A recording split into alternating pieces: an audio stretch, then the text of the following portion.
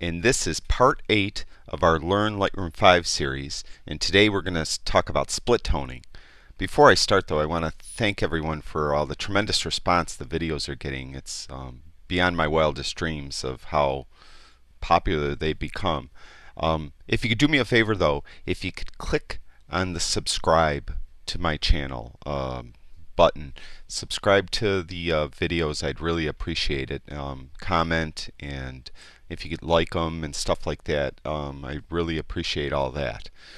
Okay, what we're going to do is split toning, and I have to admit I don't do much with split toning, and the main reason I don't is because I'm colorblind. I have a kind of a mild format, from what I understand, of color blindness. I see colors, but certain hues of colors I can't discern. So there could be just something, to me, could be yellow and it's really orange. It's a shade of yellow, or some shade of blue to me might start looking purple before it actually is purple. So you'll see in split toning you kind of are, you have to be able to see the color to know what you're picking, and I'm not as skilled at that as like when I use the HSL thing here. It tells me I'm doing, blue, orange, yellow. I know what I'm doing because I could read it. But anyway, let's get started. This picture here I took a few days ago. If you hit the I key on your keyboard, you come up with some information. You can see it's a NEF file, so I shot an icon. I took it just a few days ago, and was 1/40th of a second at f11. If you read any things I've written, I usually shoot landscapes at f11. It's kind of the sweet spot at this Nikon lens I happen to use. Anyways, at first glance the picture looks kind of crappy. I exposed for the highlights, although there's really not much detail in the sky, but we'll see what we could tease out. We're going to get to the split toning in a minute, but I thought we could just quickly go through how I would process a landscape photograph. So typically I start with right here. I leave exposure and contrast alone usually, because I usually got that right. Or I shouldn't say contrast. I leave the exposure alone because I usually got that the way I wanted it in the camera. Temperature and tint I might mess with later. So I start out with the highlights, and I bring those all the way down and shadows all the way up. I got criticized for that by someone. Well, lightly criticized. He thought that was ridiculous that I do that. But that's the way I do it. You could do... That's why we all have our own copies of Lightroom, so we could do things our way. Otherwise, we just shoot JPEGs and let the camera come up with the image. But we choose to shoot in RAW, so we have more creative control over what we're doing. So I bring highlights all the way down, shadows all the way up. Next, I adjust the whites and the blacks. You hold the Alt or Option key down. When you click on the white, the entire screen will turn black. You tweak it up until you just start seeing some whites come into the picture, and then I back it off just a little bit. Blacks is similarly done, except you're going to go the opposite way. You hold the Alt or Option key down, you click down, now it turns white, and you're going to pull it back until you see some blacks come in. And usually I bring this a little further than the whites, meaning I'll have a little more black showing when I'm adjusting the black than the white I had showing when I adjusted the whites. Okay, doing that, it added a little more contrast to the picture. Next thing I do is I add some clarity. Usually, I add a fair amount. Some people add a lot more than I do generally, but around 30 is good enough for this one. I'll add a little vibrance. Again, I mentioned this in previous videos. The difference between vibrance and saturation is saturation increases the color intensity of every single color in the photograph. Vibrance increases the vibrance, or the color intensity of those colors that aren't already near saturation. So it brings out some of the more subtle tones. All right, I'm gonna go up to contrast and add just a little contrast. Okay. All right, that's that. That's all I do right now in the basic panel. I might come back to it later once I adjust other things. I'll find that I need to make it brighter or darker or something, but for now that's where I'll stay. I'm not going to do anything in the tone curve. Typically what I do is I jump to this HSL panel next, but I'm going to go to the split toning now. And it's divided up into two subsections. You have highlights and shadows, and what you're actually doing is you're adjusting the color for the highlights separately than you'd be adjusting the color for the shadows, and then you adjust the balance between the two, and I'll show you how to do that in a minute. Now you could just take this U slider, oops, didn't want to do that. You take this U slider and you could just slide her up and down to get a green tone, blue tone, whatever. Or you could just click this little box right here and you get a color picker. And you could come in, you could pick a color. Now I want my highlights, let me close this for a minute. The highlights are pretty much the sky here. I want the sky blue, so I'm going to pick a blue. Now to me this is, blue starts turning purple. So I'm going to pick a blue like in here somewhere.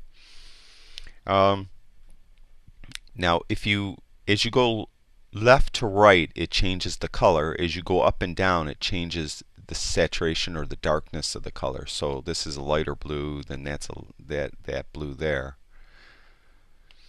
I don't know, you could just move it around to get the color you think you want to show. I want it kind of almost purple, like right around there is good. Now this slider is the saturation. That's when you were going up and down on the the saturation. As you go up, you're bringing this slider to the right. As you go down, you're bringing the slider to the left. So it's, I don't know, I guess it's to my eye right here, it's a little bit too intense. So I'm going to just pull it down a little bit. Now for the shadows, which is predominantly in the foreground here, I just want it green. Simple as that. So pick some green right there. And the saturation in there somewhere, I guess.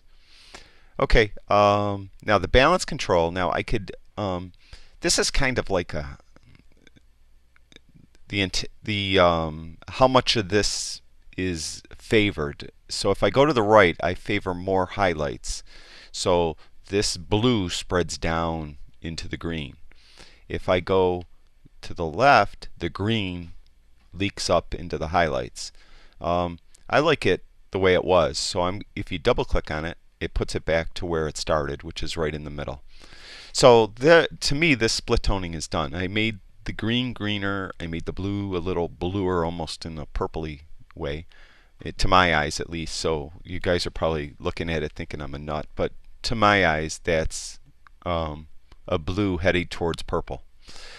The next thing I'm going to do, only because it's bothering me as I look at it, there's a censored spot right there. So we're going to go to the this adjustment right here, which I covered, I've forgotten which part, one of the earlier parts, the spot removal tool.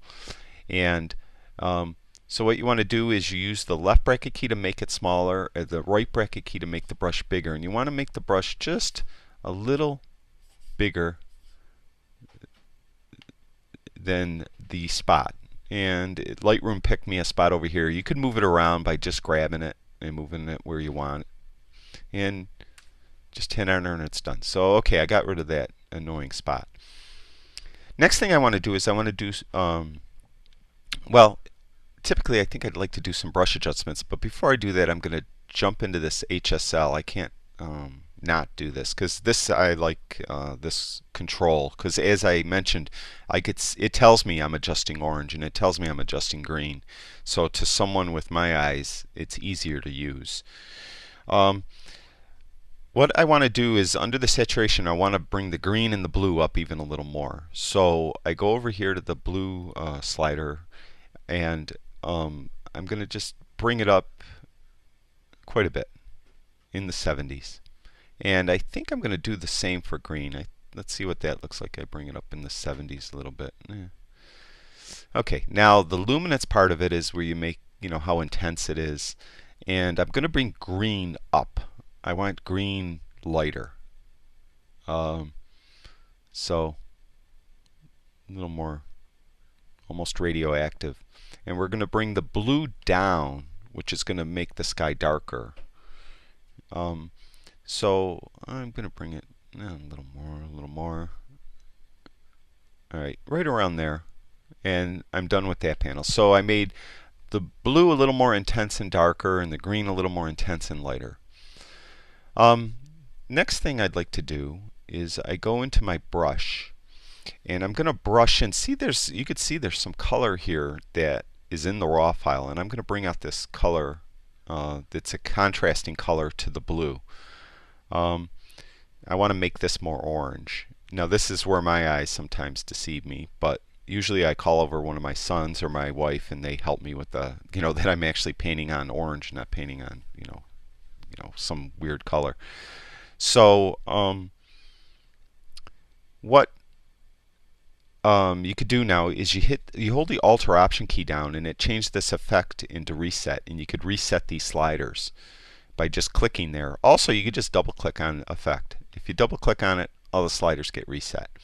You could go into custom, and we're going to do a temp adjustment. It already pulled my temp there up to 20, whatever. I just want the temp here to be a little warmer, and I want the tint to be down a little bit, and I want to paint, as you can see. Also, you can make the brush smaller or larger by hitting those left and right bracket keys. So I'm going to paint in here, and that little bit of color is contrasting to the blue sky. Now what I could do now is I could close this brush down, and I could go back into my HSL panel, and I could go to the saturation of the orange, and I could bring orange up, and you could see it affected the grass a little too, but it brought out the orange that I was trying to paint on, a little more saturated. And we could go to the luminance, and we could pull it down just a little bit, and it made this even more prominent, and that's what I was going for there. Now, to finish off the image, what I'd like to do is I also do this. To me, this foreground is kind of boring, and this is a little trick I do to add a little interest to something like this vast expanse of the photograph here that it is kind of all the same.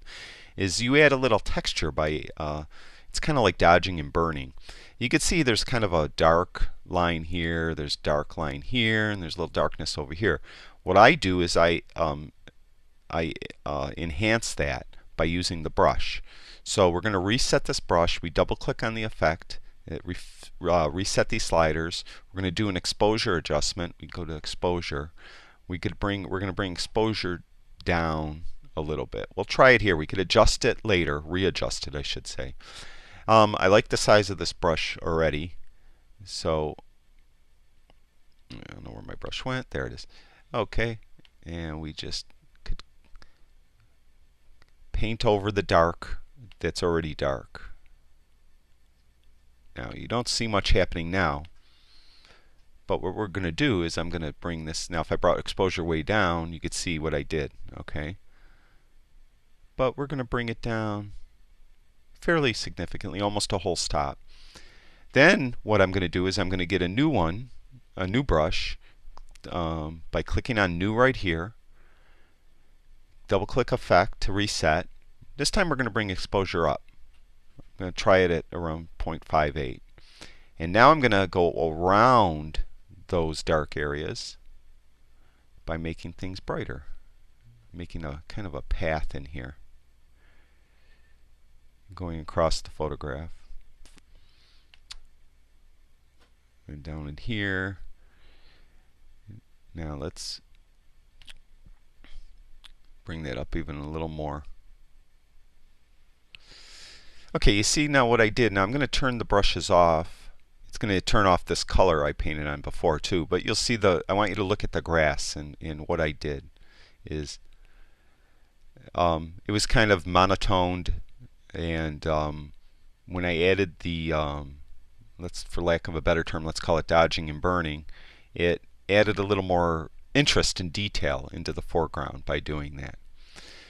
And that's all the brushing I would do now. And the next thing I do is probably jump down into lens corrections.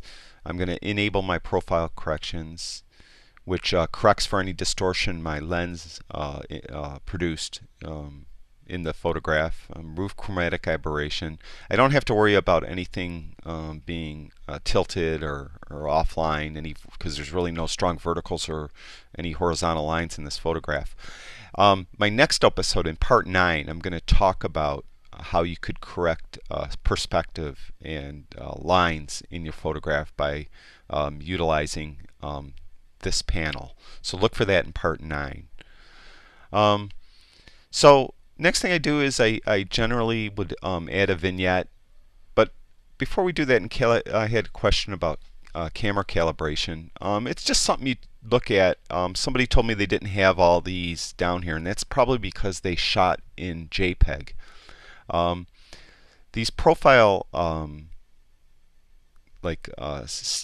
corrections that are in Lightroom are in the raw file, and you can choose like landscape. You could just see it adjusts the color. Look at it, made it way more intense.